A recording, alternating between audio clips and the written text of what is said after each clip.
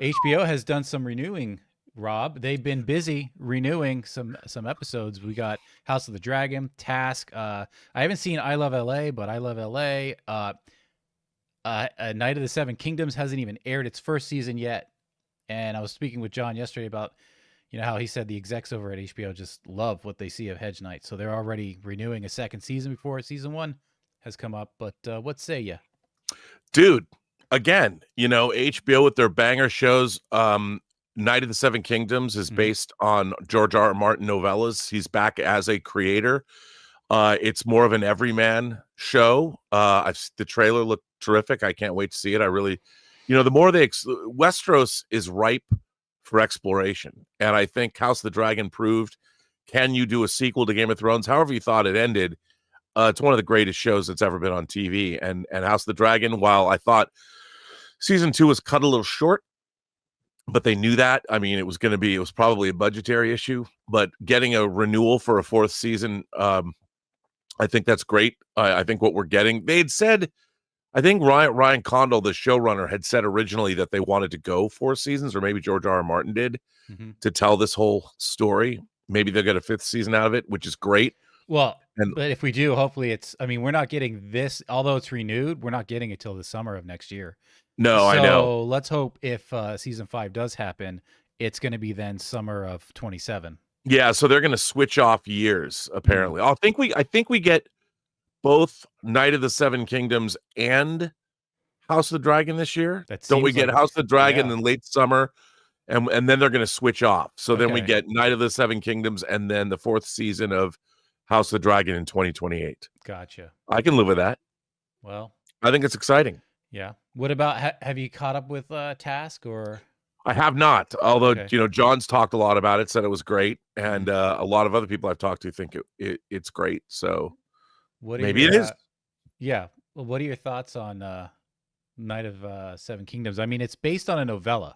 So it's a short story. I think it looks great. There's been a couple of them about this character, and I thought the trailer was really interesting. I mean, I really like sort of, in a lot of our favorite genre shows, whether it's Star Trek, whether it's Star Wars, whether it's House of the Dragon or Game of Thrones, we're always looking at the top men and women in these environments. Yeah. You rarely get to see, like, what does the man on the street do all day in Westeros? We've seen elements of it when our characters journey into those places. They're not fun to be at, but when you have a low-level knight trying to make his way in the world with a young squire. Amongst his betters, as he says. Yes, amongst his betters. I'm looking forward to that. What is that like? I'm excited, dude. It's right up my alley. I love shows like this. Yeah. So I'm excited to see what they do. And look, I've really loved House of the Dragon. And you have, I think, George R. R. Martin's giving more input than, say, he gave into the last few seasons of Game of Thrones. So go ahead. I'm excited about that. Yeah, I mean, people who haven't caught up, there are a lot out there that haven't caught up on House of the Dragon, Game of Thrones, whatever. Yeah. What's nice about Hedge Knight is this is really giving you some bingeable content, because you can just go chronologically now with House of the Dragon. Yeah. Because that sets in between, chronologically between the two shows. It's about 70 years before Game of Thrones and 70 years after House of the Dragon. And it's not, it's not like this guy is just a knight and he wants to go into tournaments. There's a bigger story to this, of course. Right, sure. I mean, there's direct connection with the child, and I don't know if you know this, but direct connection with the child and Aemon. Remember him from House? Oh yeah. So there's going to be a lot of things revealed in this series, and I think people are going to get a kick out of it. Have you seen I Love LA? I hadn't even heard of it. I haven't. It's from the girl who gave us Shiva Baby. Is it the director who gave us that? Which I liked. If that was hers, was it Shiva Baby that she did? She was heavily influenced, I guess, by Entourage, but I haven't seen the show. It kind of, just from the imagery I've been seeing, I've been thinking of Entourage. One that is on my list, I know there's a few on my list that I haven't got to, but I promise I will, is The Chair Company. Because oh yeah, this looks like it's probably right up my alley. Yeah, I haven't seen that either, and I know that dropped recently too. And the I'll fact catch that up it's with been that. renewed, HBO must like something.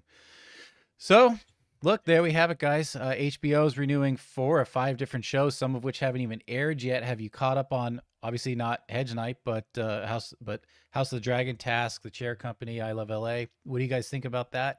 Let us know in the comments. And if you're looking forward to some more of these shows, if they've already run their course, let us know. Guys, we want to take a second and thank the sponsor of today's video, BetterHelp. You know, guys, as the days start to get shorter and it starts getting dark before you've even had dinner, this time of year can feel a little heavier than usual. And something I've been trying to do lately is to reach out to people I haven't connected with in a while. Just last week, I messaged a buddy of mine that I haven't talked to in a while, and we just grabbed lunch. And afterwards, I found myself thinking, why didn't I do this sooner? This time of year isn't easy for everyone, and staying connected really does matter. We're better when we have community, when we have support, and when we make the effort to check in with the people we know and love, and check in with ourselves. And for a lot of people, reaching out for therapy is the same way. It can feel like a big first step, but once they do, they often say, why didn't I do this sooner? And BetterHelp can be that first step. BetterHelp's therapists follow a strict code of conduct and are fully licensed in the US. They'll also do the matching work for you. After a short questionnaire, they'll help connect you with someone who fits your needs, drawing on more than 12 years of experience. And if the match isn't quite right, you can switch therapists anytime. So this month, don't wait to reach out. Whether you're checking in on a friend or reaching out to a therapist yourself, BetterHelp makes it easier to take that first step. Our listeners get 10% off their first month at betterhelp.com/Campea. That's betterhelp.com/Campea. Hey guys, thanks so much for watching this video. Make sure you like the video, leave a comment, and subscribe to our channel. And don't forget, we have a daily podcast called the John Campea Show podcast, available on Apple Podcasts, Spotify, or your favorite podcasting app of choice. Go and subscribe to it today so it'll be there when you need it.